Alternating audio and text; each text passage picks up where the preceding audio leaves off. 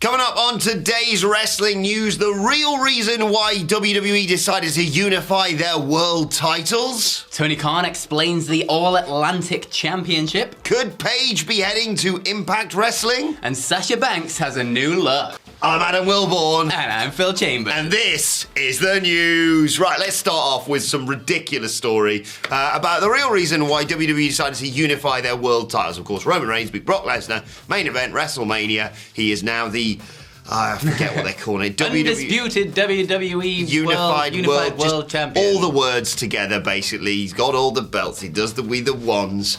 And now, according to WrestleVotes on Twitter, Phil Chambers, do you know the real reason why they decided to unify them? Hit me. So that Roman Reigns could have the chance to appear on both Raw and SmackDown on a more regular basis. Sucks to be you. They haven't thought this one through, really, have they? Of course, Roman Reigns taking a well-deserved, probably not ideal when he's world champion, but a well-deserved bit of a break, getting his knob out on the island of relevancy or doing whatever he's doing. I also like the fact that this goes hand in hand with a report from Dave Meltzer on the latest episode of Wrestling Observer Radio, who reports that Roman Reigns is set to appear on, well, ironically, one episode of Raw this summer. That episode, the one that emanates, unsurprisingly, from Madison Square Garden. Don't know why I did the DMD thing there.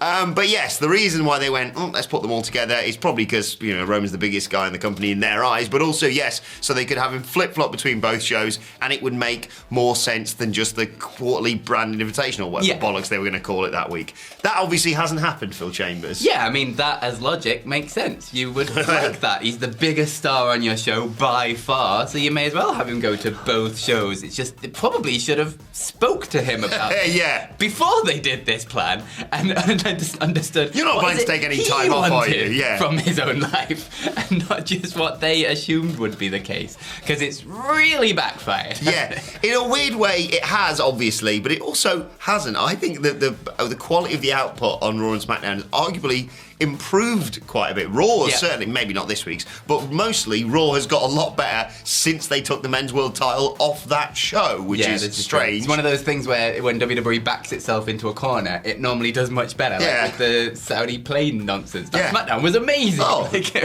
everything's coming on Millhouse. Sweet. I don't sense that this is going to mean that they're going to be like, oh, well, we better split the titles quickly or take them off Roman anytime soon. But yes, maybe putting the cart before the horse in terms of like, well, put the titles on you and then you're good to appear on both Raw and SmackDown. No, I'm going to be having the summer off, thanks. And if you're not going to do a stadium show at Money in the Bank, I will not be appearing on it. Nevertheless, I will say, again, in a sort of weird... Whoa, I've just sort of stumbled on this. This week's SmackDown feels huge because Roman's going to be on it. It's his first title defense since WrestleMania. And he's got a great opponent in Riddle as well. Yeah, absolutely. And it seems like maybe they're in the process of elevating the lower titles, like the Intercontinental. They've just put it on Gunther. I know they did nothing with Ricochet's win, and they definitely could have done something there. But it feels like something. That was a really good match as well, Yeah, it was really fun. I haven't held it for a year for me. And like the United States one, I mean, as much as it's a pose down, it's still the main event of Raw, and it's leading into this John Cena stuff. So it might be that they're elevating those to try and fill a gap that's been left behind from the main title. So we'll see. In summary, people running WWE have no bloody idea what they're doing. Speaking of which, what's going on with AEW? Because they don't seem to have much of a clue either when it comes to the All-Atlantic title. Well, yeah, Tony Khan has been on comicbook.com, done an interview. Oh, I see. Won't chat to us, will you? I know, right? Why is that? Just because I shouted at you a bit? I mean, it's probably because we haven't ever asked him. We wrote a book about you. We did. It's on Amazon right now. It's by Michael Suchi. It's bloody brilliant. Buy 10 copies, Tony, to make me feel better. But anyway, he's been trying to explain his way out of the gazillion championships that are on AEW, if you include the Ring of Honor ones right now. So I've got a quote just about the All-Atlantic Championship one that I'm just going to read out, because it's just easier that way. So for the international fans and for the international wrestlers on the roster, I felt like it would create more opportunities. But I also don't think this title or those opportunities are exclusive to the international wrestlers. But it's a big benefit of the term. So he's created a belt for the international wrestlers to get more opportunities, but it's not just the international wrestlers that'll get those opportunities. It's the American guys too, so what's the point? There isn't a point. We all thought when they said, guys, we've got a new title, we all went, cool, Trios title. having a new title wasn't in and of itself that much of a problem. I'll admit there are a lot of belts on AEW TV. Yep. But some of them are Ring of Honor, some of them are AAA. It's not like AEW's got 20 million belts. Yes. If, fingers crossed, eventually they get to go and do stuff with Ring of Honor elsewhere, then you're not going to have to deal with... yeah, you're not going to have to deal with, the tag... Well, the tag titles are great because they're on FTR. But, like, regular, Ring of Honor title defenses on telly all the time. Those are the ones that make sense. You've got a gazillion wrestlers on that brand. Put trios titles, that's 6 wrestlers in one match. Yeah, You're focusing on more people. I know it wasn't perceived as, like, a mid-card title. It wasn't, as besmirched as an IC or a US title is right now. But you kind of got it in the TNT title for like you're not quite a world champion, you're not a tag team, TNT. Or trios, like you say, going forward. And don't even get me started on the thing that you pointed out regarding the All Atlantic being Pacific. It's got them all. Anyway, he went on to talk about the Ring of Honor Championships as well. Good. Basically saying how the Ring of Honor Championships have been defended across all of AEW shows, and it's been great for all of the shows to have all these new belts featured. Like, obviously, Samoa Joe was on Dynamite. Some of it, yeah. Who was on Rampage? Someone was on Rampage. Wheeler Yuta has defended the Pure Championship on Dark or Dark Elevation, one of them. And Mercedes Martinez has been on Dark and Dark Elevation. FTR defended, After FTR, the tag title. Well, that match didn't go to a finish, I don't say that. So he was talking about how fans have been asking if, like, Dark and Dark Elevation would get these championships. And he's like, oh, well, we've got these Ring of Honor titles now. And so it's great for them to be on Dark and Dark Elevation. Because now they great shows I don't watch. Titles, sort of. But the main bit of this whole thing about Ring of Honor, I guess, was that he is very much looking forward to getting Ring of Honor TV back up and running and on a great outlet, whatever that means. It is something that they are working on, so we're not quite there yet. But once they've got more programming for Ring of Honor, then the championships will be able to be featured on there. And he also said they'd still be able to be featured on AEW, so it'd be more places for all these championships to be featured. So he's not committing to anything? Basically, this entire interview seems to be him trying to say, no, we don't have too many championships. Look at all the TV shows we've got. We don't have too many championships. It's fine. We just have more championships. Yes. It's all good. Giddy, I think is the word I'd use to describe him legally. And, yeah, do you know what it reminds me of? It's like when someone asks you if you've started writing the essay you were meant to have written 2 weeks ago. And you go, oh, yeah, it's a great essay. Covers like all the important areas. It's so good. And anyone asks you any specifics, you're like, well, I don't want to, box myself in with what I've written. So you haven't written anything, have you? You've written the title on Microsoft Word and gone, cool, time for a break. Look, get rid of the All Atlantic title for me. I mean, admittedly, that Fatal 4-Way does look tasty. It does look very good, yeah. But get rid of it, bring a trios title in, and put Ring of Honor titles on a Ring of Honor show, and it's just a lot cleaner. Yeah. But 6 title matches probably on... No, Dynamite does look really good, to be fair, tonight. Is it Road Rager?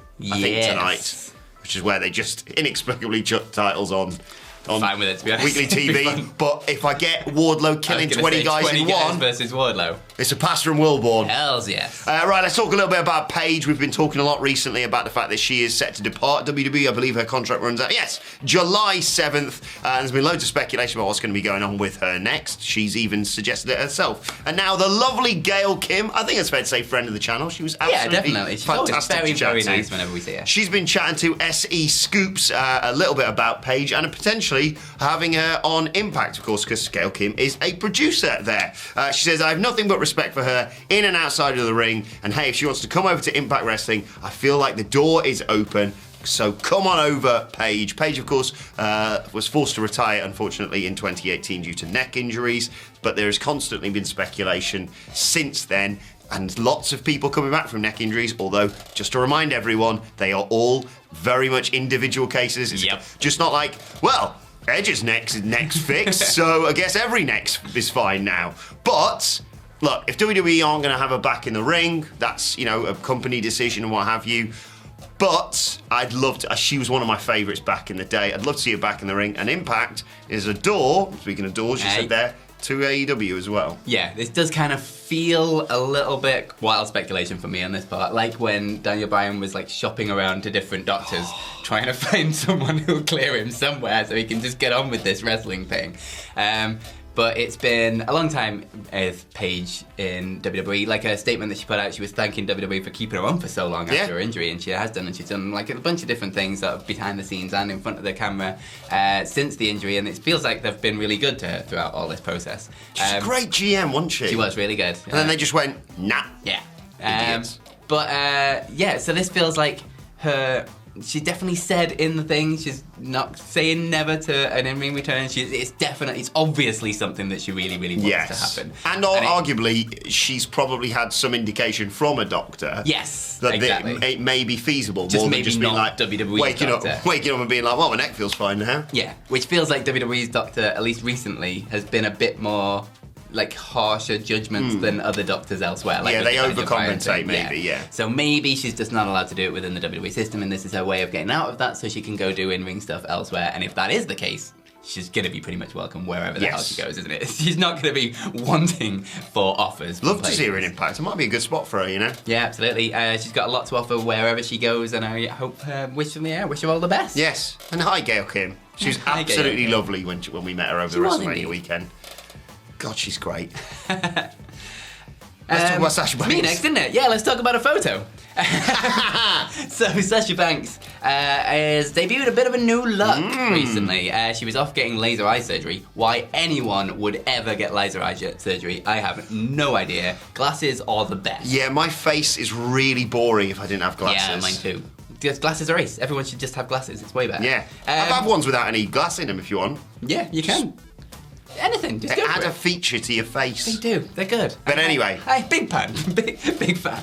If any glasses companies want to sponsor me, I'll all for it. But anyway. Are these the best glasses ever? Back to Sasha Banks. The blue hair is gone.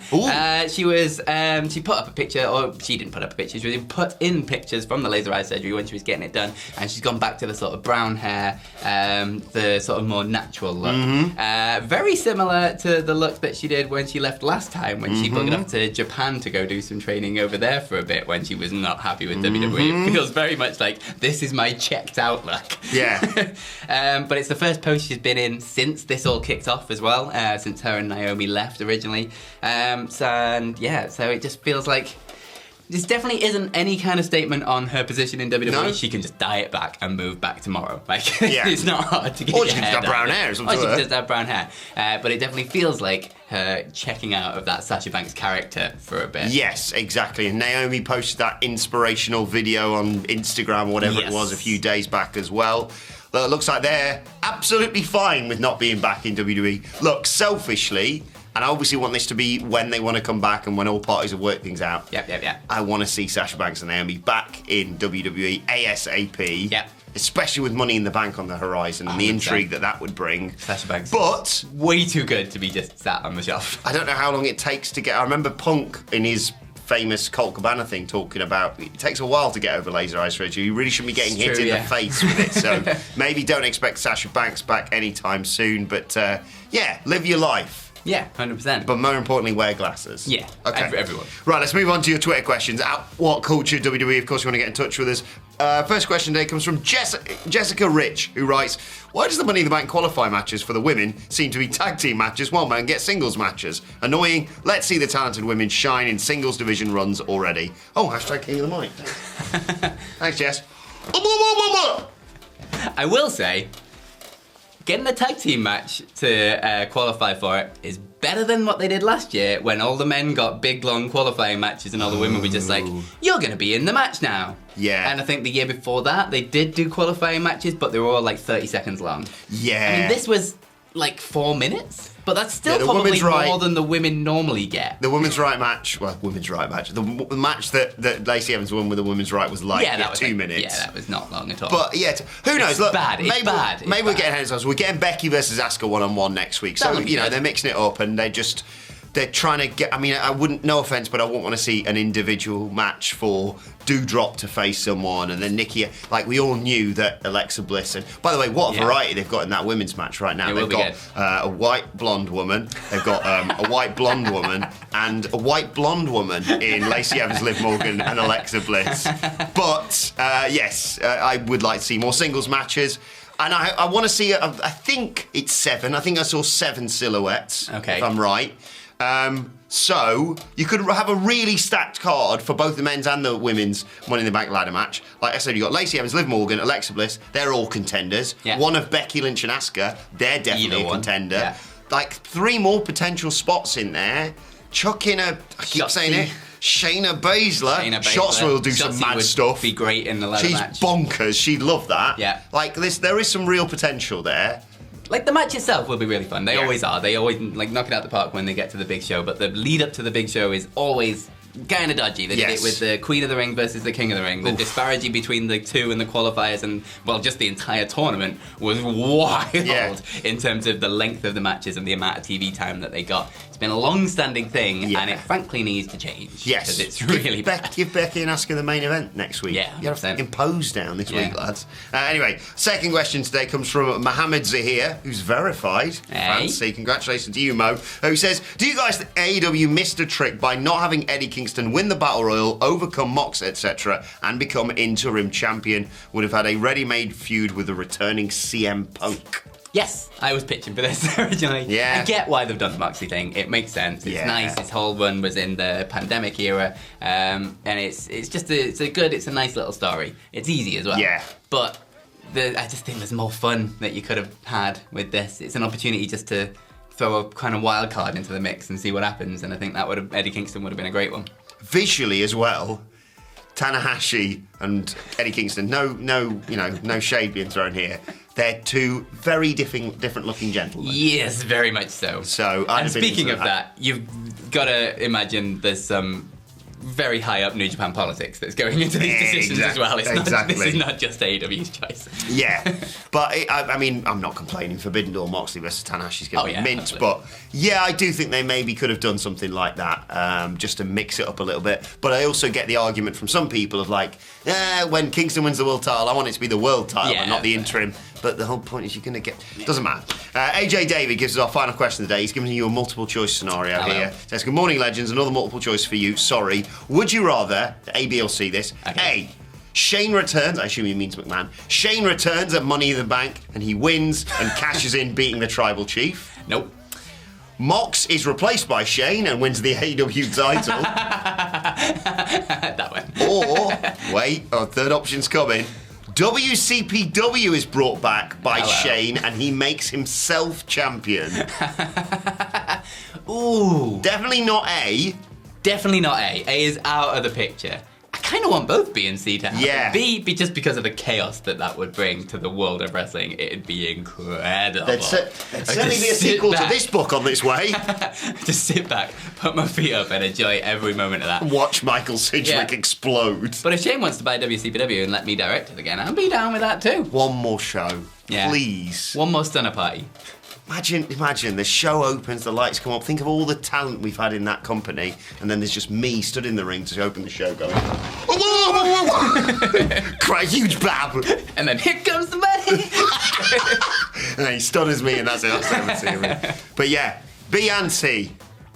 But a gun to my head, I'll pick C because I'm biased. But yes, B would be absolute carnage. Let's move on to today's and finally. And a massive congratulations to the Briscoes and their other ops, more specifically Jay Briscoe, who posted this photo saying, we have a baby, folks. Murphy, Big Murph Pugh came a month and a half early. That's incredible, a month and a half early. Yeah. Getting stronger every day. Appreciate the continued prayers and positivity. Best luck with it all. I know, I've had friends who've had babies arrive incredibly early. I think I was 5 weeks premature. Oh, really? Look at me now. That explains a lot. So I hope it all goes well. But yeah, just some nice news and our thoughts are with them and continue the positivity as Jay mentions on Twitter there for Big Murph. Big Murph. I like the ironic name if you came out 5 weeks early as well.